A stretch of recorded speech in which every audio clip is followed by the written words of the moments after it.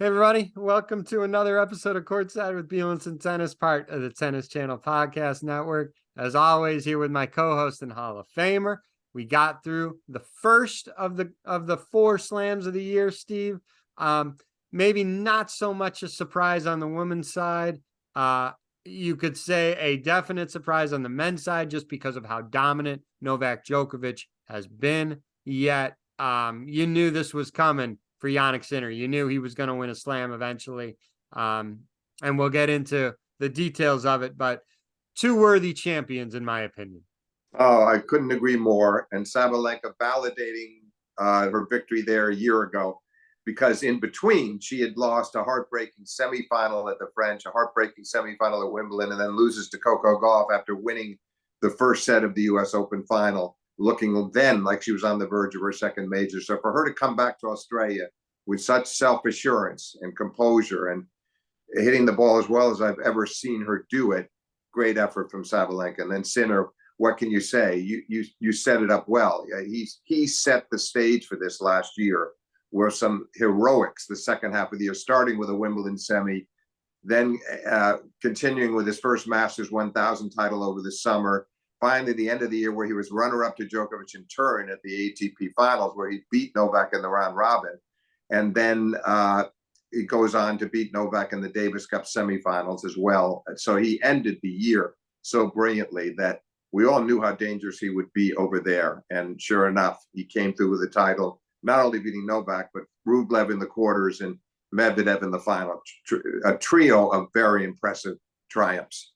Yeah. So let's start with the women, because I want to talk about one of the quarters, right? When we ended our last week's episode, we were all hoping for the Coco Sabalenka semi, and we got it. But I did want to mention something in the quarterfinal match between Coco and Marta Kushchuk, and I bad, I probably pronounced her last name wrong, so I apologize. But Marta is good. She has a really good game. Now that match, the quality of that match with her and Coco, I think both of them would agree, was not really high level. It was tough to watch at times. So topsy turvy, especially those first two sets, which ended in tiebreakers. I will say this: if I'm on Marta's team, I'm not even worried about anything tactical or technical at this point. Nothing tactical or technical. I'm worried about her mental state, because from the very first point that she missed, Steve, till the last point that she missed, she acted like it was the end of the world. And to me, like, your opponent sees that.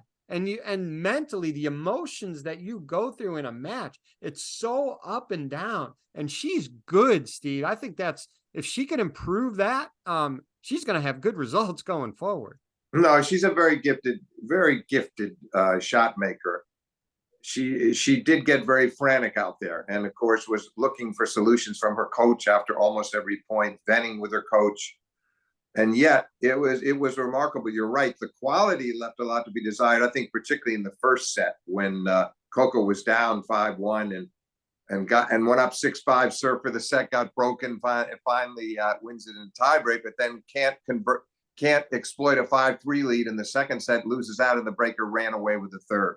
So you're right. No, quality-wise, but there's no question this girl's got a lot of ability, and Coco had to sort of keep her wits about her, because she was having an off day, and she knew it. There was none of the three sets. She looked a little better in the third, but she was never anywhere near the top of her capabilities. But it was one of those matches that she won on willpower, discipline, and a lot of determination. So I think it'll be interesting to see what happens to Kostyuk in the years ahead, just how good she can get. But she does need to calm down. We'll agree on that. Yeah. And, you say Coco got through it. Sometimes you have to win not playing your A game. And what she definitely did, took what, many said was from her coach, winning ugly episode.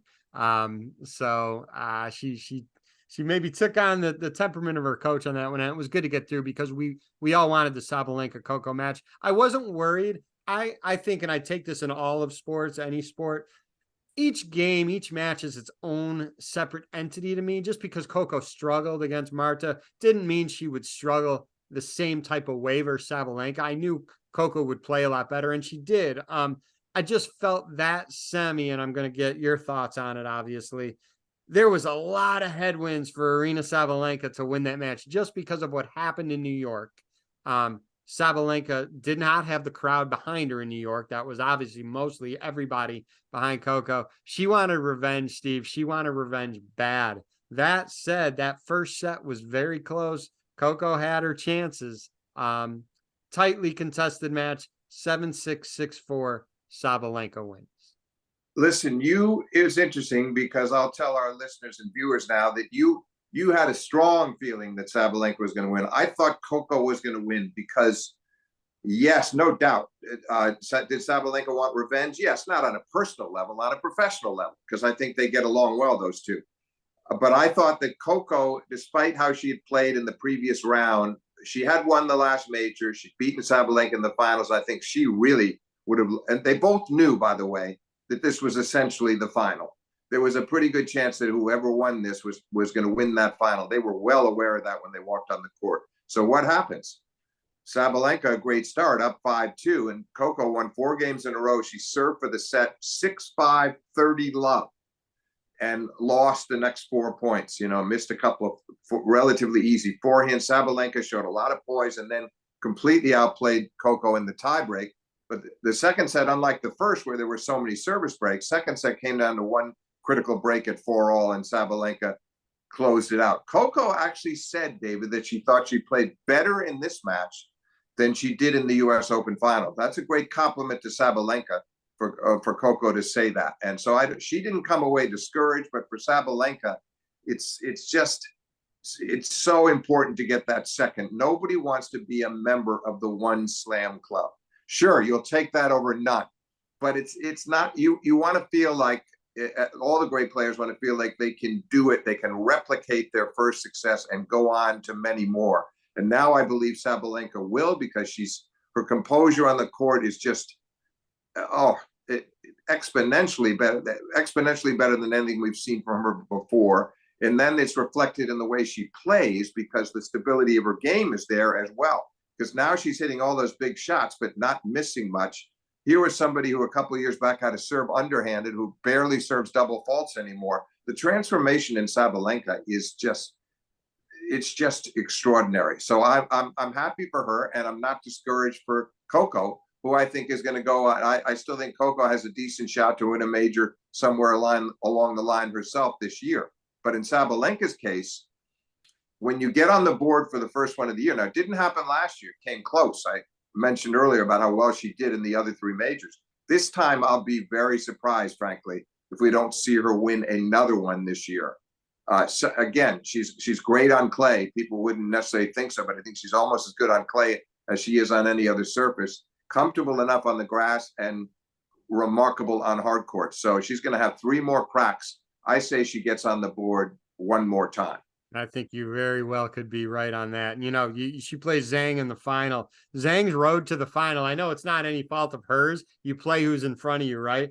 But Zhang played players ranked 76, 54, 94, 95, 75, and 93. Again, not her fault. She played who she had to play, and she beat them.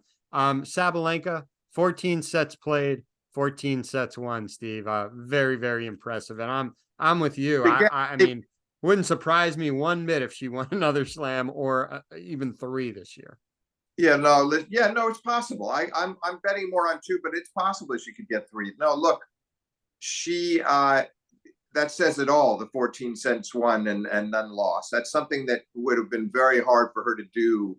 Before, she was too emotionally fraught in earlier stages of her career. Her emotions could get the better of her, so she had bad patches and matches. That didn't happen here. Obviously, she was 2 points away from losing that set to Coco. It was a great comeback to salvage that first set, but otherwise she was in utter control, as she was in the final, where she had only really 2 difficult service games in the final. One love 40 game in the first set that she came out of, and then the last game of the match, she went serving for it. She's up 40 love triple match point, and then went down break point, but held on in the end. That's typical of her these days, that when she gets into these has to experience precarious moments, she survives them easily. She just takes that deep breath and goes right back to work. She is an absolute beast on the court, but her personality is so fun.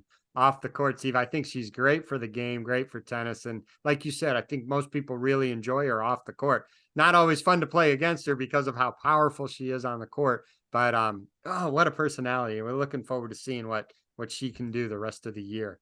Absolutely.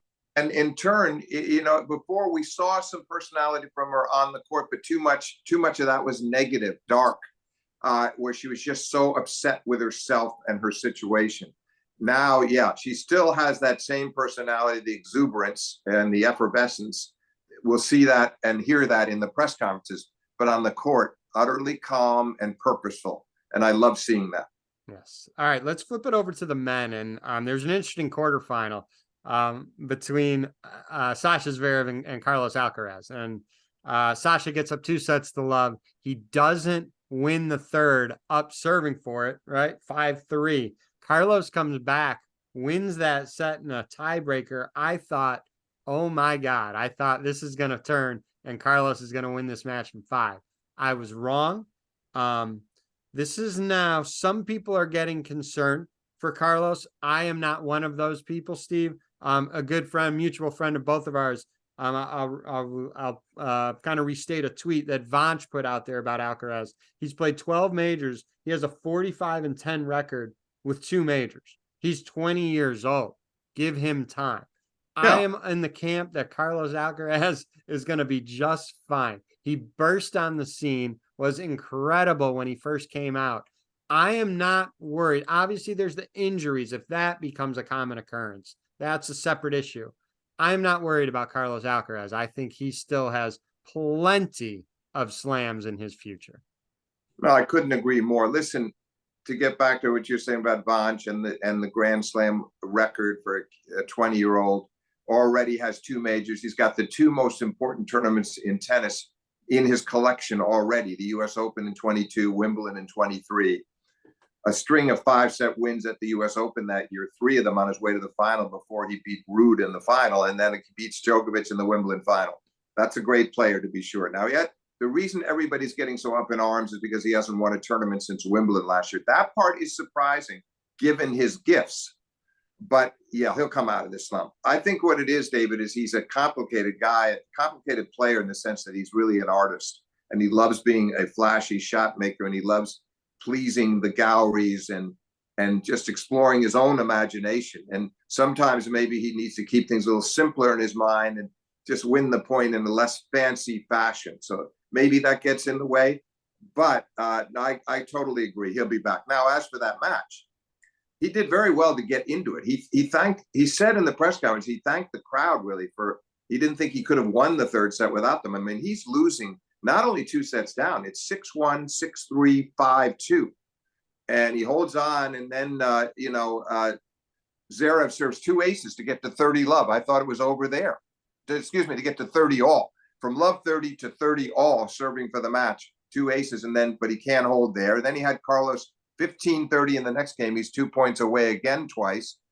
Then that tiebreaker was by far Alcaraz's best tennis of the match. Five dazzling winners that he made there. He just one brilliant shot after another. After Zverev had won the first 2 points of the breaker.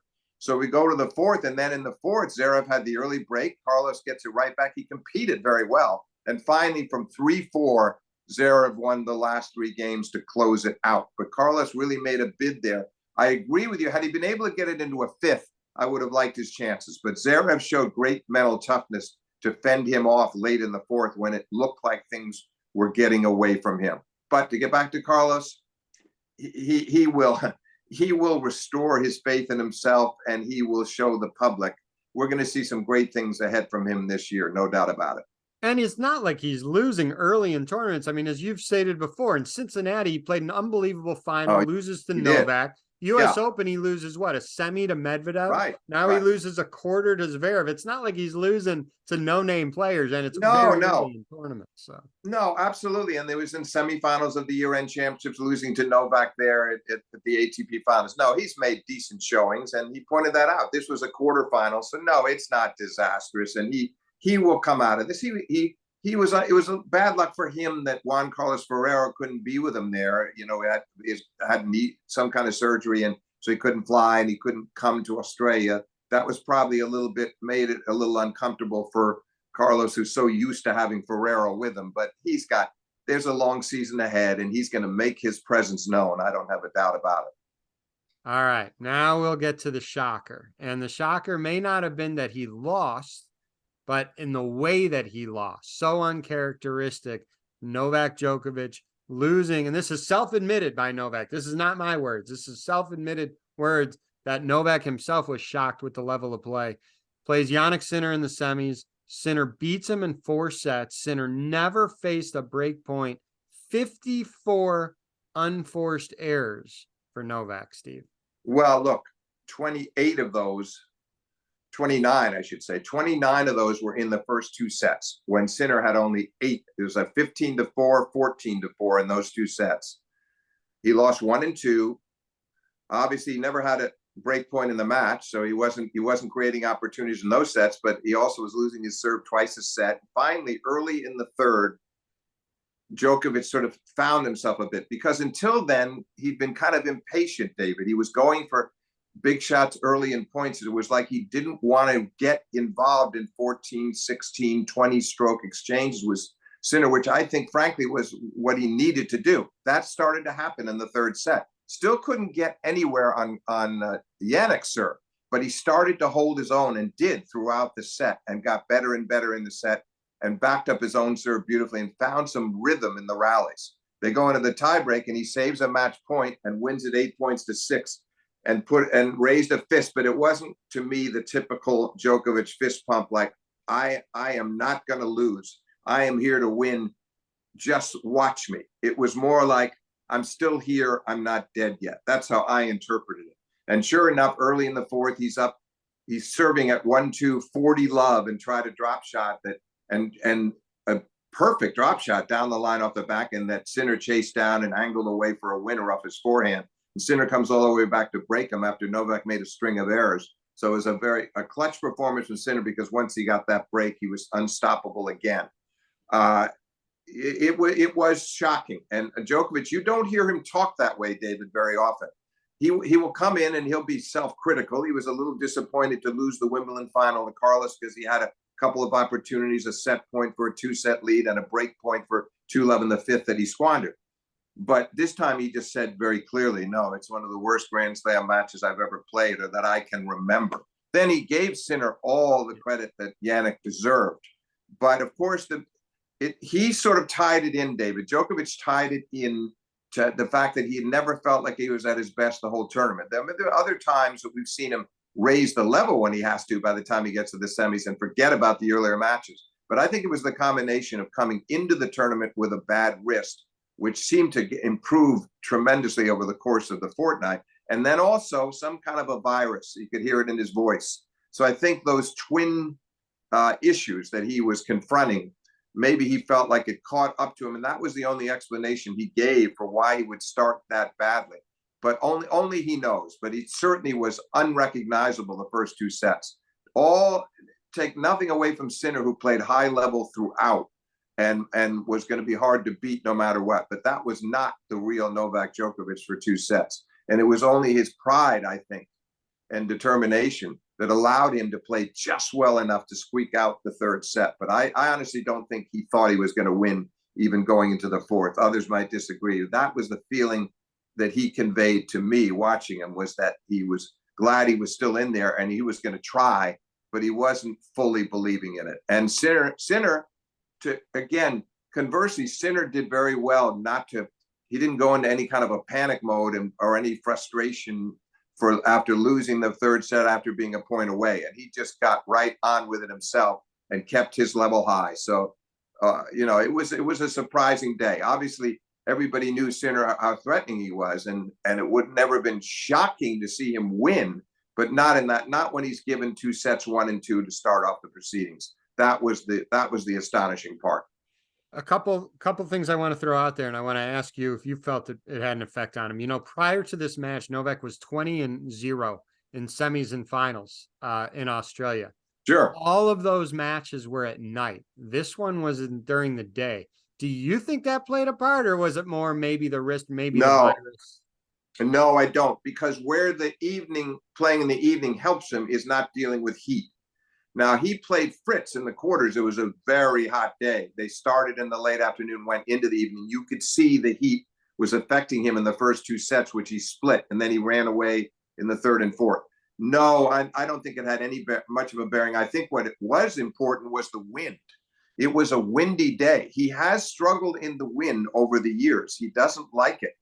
No doubt that I've seen him give a lot of subpar performances, not this subpar, but where he has clearly not been in his best, at his best under windy conditions. But the heat was not there. It was only about 70 degrees. So I don't really feel, and the wind was probably going to be there at night anyway. So I think, no, in the end, I don't think that people talked a lot about that. And sure, he's more accustomed tonight, but I think it only matters in terms of heat. Agreed. Okay, talk about a coincidence. It was 2,195 days since Novak lost in Australia.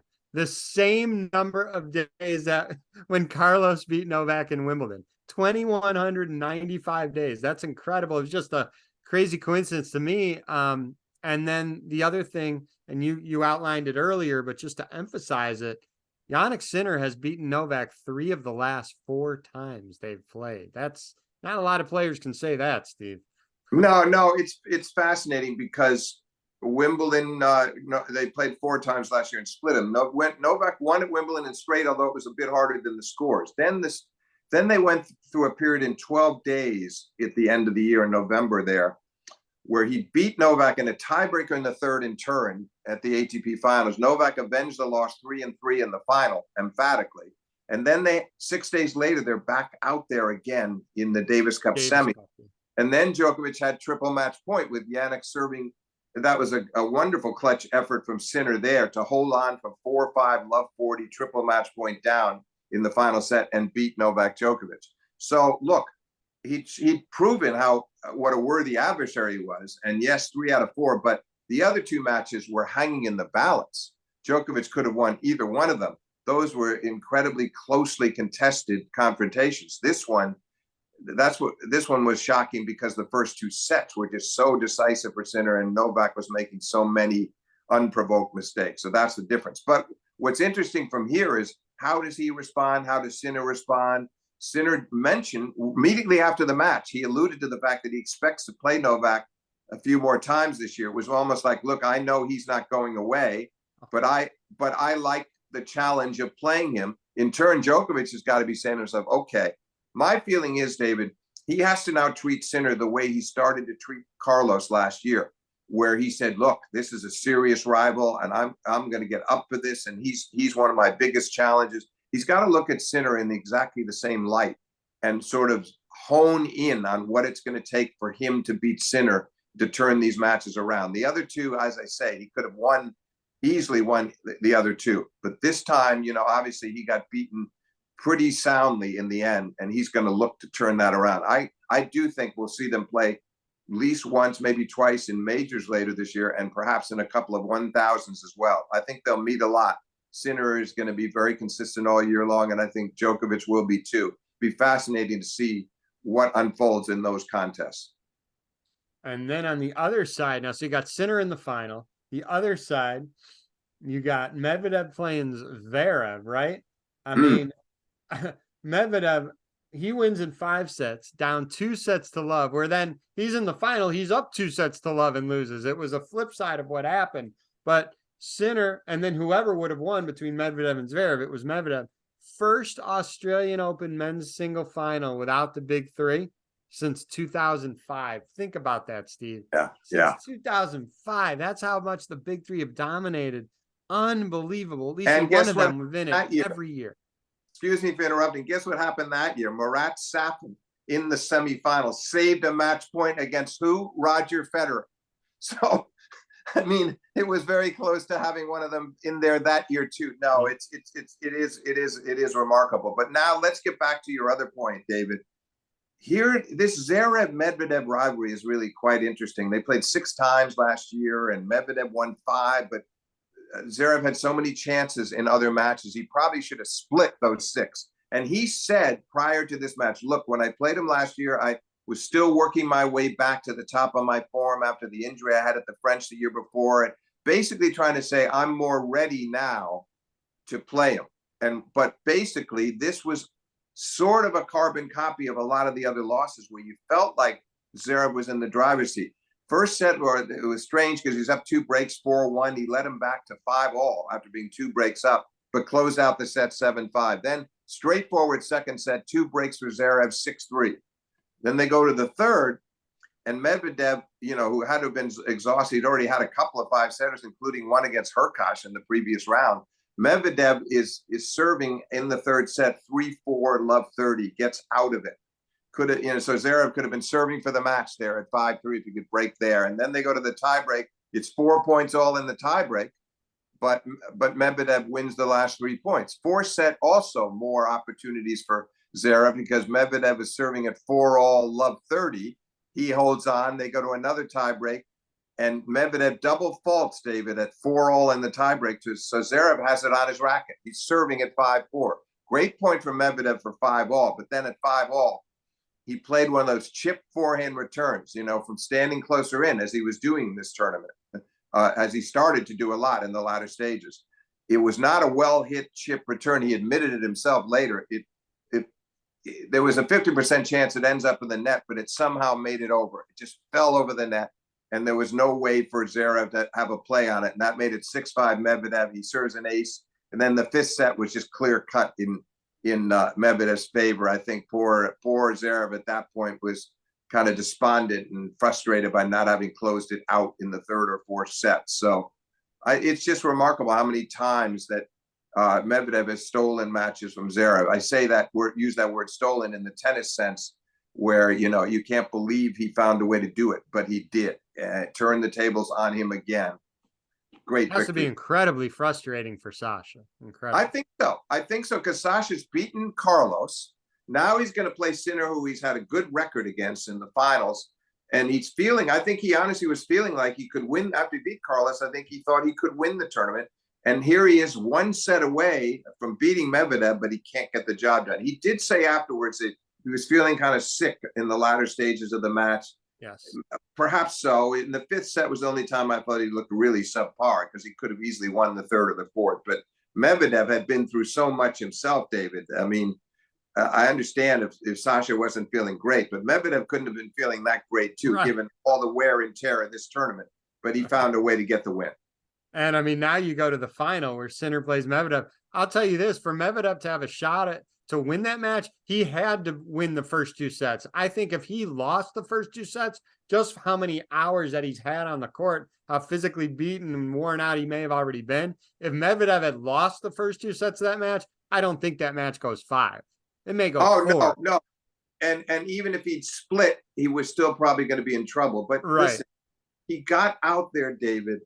He played the kind of tennis I've never seen that kind of tennis from him, because this was not Medvedev putting up a brick wall at the back of the court and saying, I'm giving you nothing. I'm going to get every ball back deep. I'm not going to make any unforced errors, but you're going to self-destruct because you're not going to find a way through me. It was Medvedev going out and really tagging those ground strokes, and his forehand in the first set up 6 miles an hour faster than usual. What amazed me was he was hitting the ball so much harder and yet still hardly missing. He said he was going to be more aggressive because of how his body felt. He said he was going to hit after the match. He said he was more aggressive, which was but easier said than done. And as Sinner said, Sinner made the comment, I did expect him to be more aggressive, but not that aggressive. So it really caught him off guard. And Medvedev, on top of it, was serving stupendously. And he had 6 aces in the first set. And he breaks a couple of times in that first set. He roars through that set 6-3 and then breaks twice in the second to go up 5-1, David. And that's where I think was the first sign of trouble. He didn't close him out at the first attempt at 5-1. First time he lost his serve. And then Sinner gets it back to 5. And he played a kind of a sloppy game, Medvedev. It was the first time he was making any real errors. And so then it goes to 5-3 and he's up 40-30 set point double faults and goes down break point. But he managed to salvage that game for the 2-set lead. But it was a little extra strain that he probably didn't need. And it also maybe was opened up a kind of window in the Sinner's mind. Wait a minute, I can get into this. He didn't have an easy time closing that set out. And sure enough, in the third, Medvedev was still playing really well in the third, but finally at four, they went to 4-all. 4-4. He's only 2 games 4-all. away. Yeah, and deuce. And Medvedev missed what for him was a pretty routine forehand. And the camera caught a pretty good close-up of him, and you could see the look, the disappointment etched across his face. You could just see it. Like, why did I miss that? I worked hard to get the deuce here. I could close him out now, and I missed that shot. So then Sinner holds on. In the next game, Medvedev is up 40-30 to get to 5-all, but Sinner breaks him. So suddenly that set turns in the last 2 games. So Medvedev looking like he might break, then looking like he might hold, but not winning either game. And suddenly it's another match. So we go into the fourth, and Medvedev squeaks at us and break points early twice. And they get to 3-all, and he's got a break point again on Sinner, who aces him down the tee. He'd been going out wide so much in the aqua. This one, 126 miles an hour down the tee. Sinner with a really clutch serve, and he then holds on. And then once again, we get to Medvedev serving at 4-5. And once again, he's 40-30 as he had been in the previous set. And again, he can't close out the game. Sinner breaks him. And then I thought, David, in the fifth, you could sort of see it coming. At 2-3, Medvedev played one of these games that made some inexplicable moves, half-hearted moves. He looked like he just had kind of had it at that point. It was not, Sinner played a heads-up game, but it wasn't a great game from Medvedev by any means. And that one break was all Sinner needed, because interestingly, after losing his serve 4 times in the first 2 sets, Sinner was never broken again over the last 3 sets. So he really raised his game, and Medvedev was getting, I think, increasingly weary. I thought he did remarkably well, David, to hang in there physically as long as he did. But as you pointed out at the outset, he needed to get that big start, which he did. And then he needed to, I don't think he panics when he loses the third set. He's disappointed. But when he couldn't get him in the fourth, when he had chances, then he had a wounded psyche after that. And he competed well in the fifth, but it just came down to that one break. Sinner grabbed it, and it was over. Medvedev, I believe now, is 1-5 in Grand Slam finals. I don't look at that as a negative, Steve. I wonder how you view it. I view that as a positive. I know how hard this sport is and how difficult it is to get to the finals of a Grand Slam, let alone any tournament. That means to me that he is consistently giving himself a shot to win more slams. To me, that 1-5, yeah, you don't want it to get to 1-6, 1-7, 1-8, but you're giving yourself opportunities to win slams. I don't view that as necessarily a bad thing. He's trying to look at it that way, David. You know what? He is trying to do that, and and there's something to be said for that. I hear you, and I see your point. On the and then of course 4 of the 5 losses, 2 were to Djokovic, once at last year's U.S. Open and once at the Australian Open here in 21, and then 2 were to Rafa at the 19 U.S. Open and the 22 Australian. Right. However, conversely, he now has the dubious distinction of being the only man in the Open era to lose two finals at majors from 2 sets to love up. That does not feel good. I feel like the Rafa one might have been, that one was maybe the more frustrating and it lingered in his mind longer than this one might, because he wasn't tired coming into that final. He hadn't played a lot of long matches, 1 5-setter with Felix, but otherwise that was a sort of a normal tournament for him. And I think he was fresh coming in the final. And Rafa had been gone for virtually 6 months, or most of the 6 months of the previous year, and was just coming back, second tournament back, and he's getting in this 5-hour match. And Medvedev couldn't finish him off from 2 sets to love and 3-2, love 40 in the third. So, but my point is, it's a lot of opportunities. You're right. I don't think he has to get discouraged that he can never win one again, but somewhere along the line, you want to grab that second. And I think, he'll know that he was very close here. And then the other problem is going forward. Djokovic is still going to be around for a while. We don't know how many more years Novak will play, but I suspect he's going to still be playing high-level tennis at least through 2025.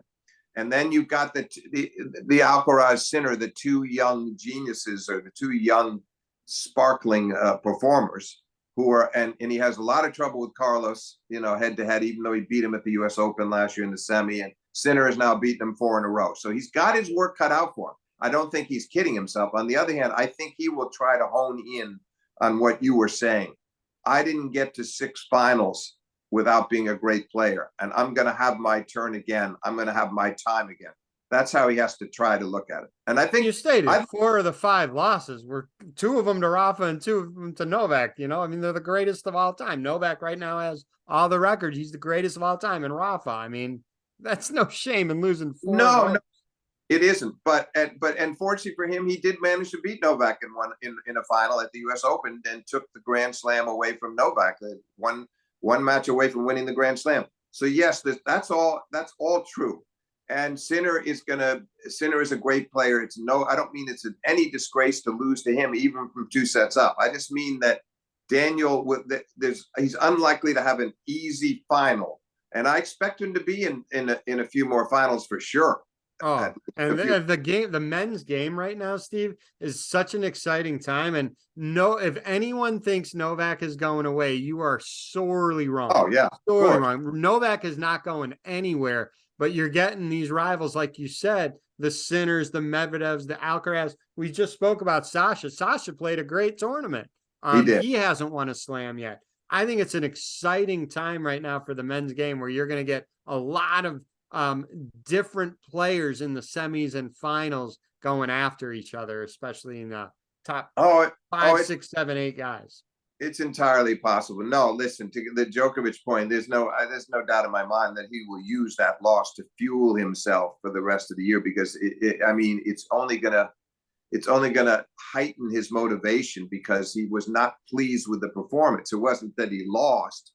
He can accept that he finally lost in the semifinals of the Australian Open after having won the tournament 10 times and having won it every time he did reach the semis. But what he won't like is, why did I play so badly? That's unacceptable. I'm just going to work even harder, no doubt.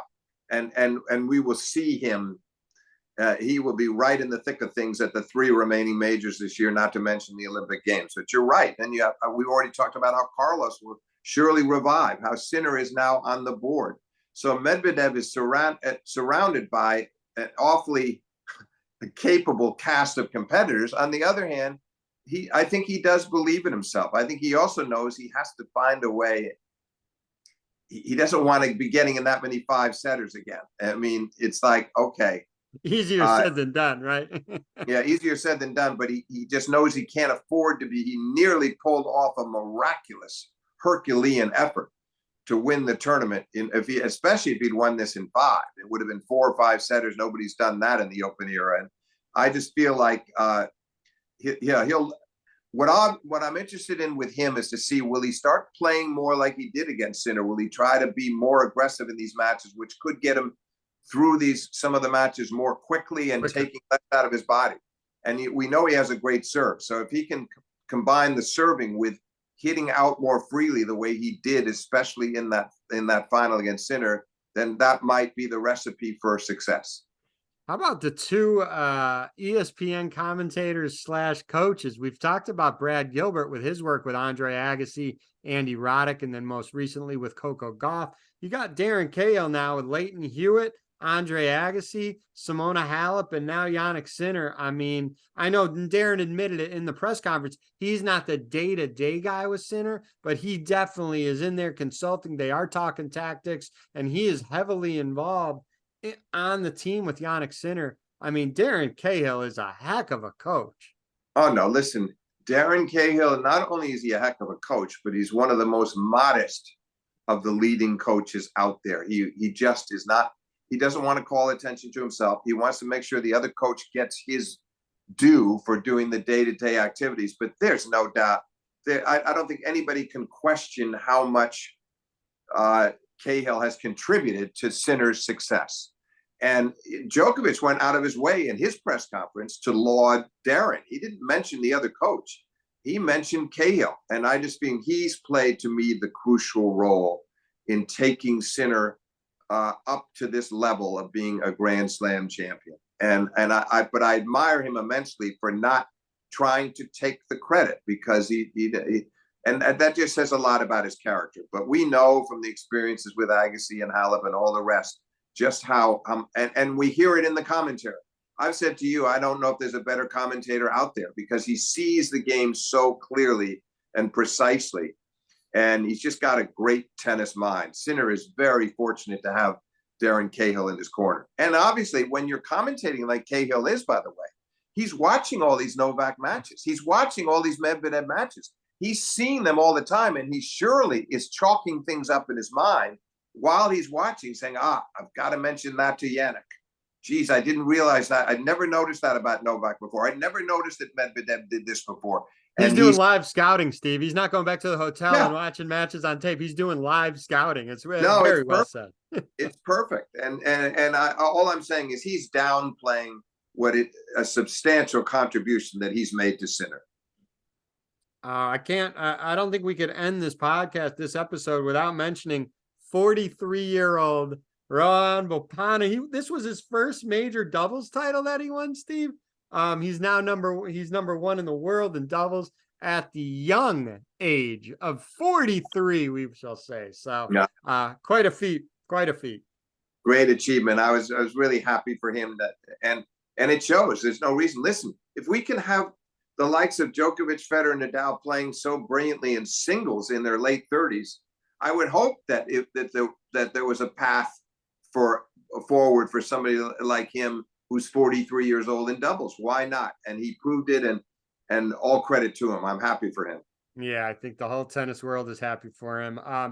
As always, again, these are fun recaps to do. Thanks again for people that they're my good friends that help me out behind the scenes too. David and Katie, you guys know how valuable you are, and covering for me and filling me in on details when I can't watch it. Steve, always a privilege to have you on. It's so much fun for me. And Slam 1 is done. We got 3 more to go. I will be in Delray in less than 2 weeks for that 250 event. So we got the Americans all signed up to play. Tommy Paul, Taylor Fritz, Francis Tiafoe. They use that tournament as kind of a stepping stone for them for the Sunshine Double. We're getting into the fun part of the year. First David, just a quick word, if I may, just before you sign off. I want to tip my hat to Taylor Fritz. You and I have talked about him and the other Americans and where they might be headed. And I still don't believe that we're going to see Taylor Fritz get into the top 5 in the world. But what I do believe, based on what we saw there where he beat Tsitsipas before losing the Djokovic matches, he's still going to be holding his ground in that bottom of the top 10. I don't think he's not disappearing anytime soon, and he will certainly keep his level and maybe improve slightly. And I commend him for that because he knows he's had a lot of skeptics, but Taylor went out and did a really first-rate job in Australia. Some impressive tennis from him. I'm so glad you said that because I know for time constraints, we can't talk about everything, but the win over Tsitsipas, that's a good win for Taylor. And he played well against Novak. He didn't play poorly against Novak. So I'm glad you mentioned that, Steve. That was a real good effort from Taylor. So with that, thanks again for your time. This was fun, and we'll do another episode real soon. Thanks again. Thanks, David.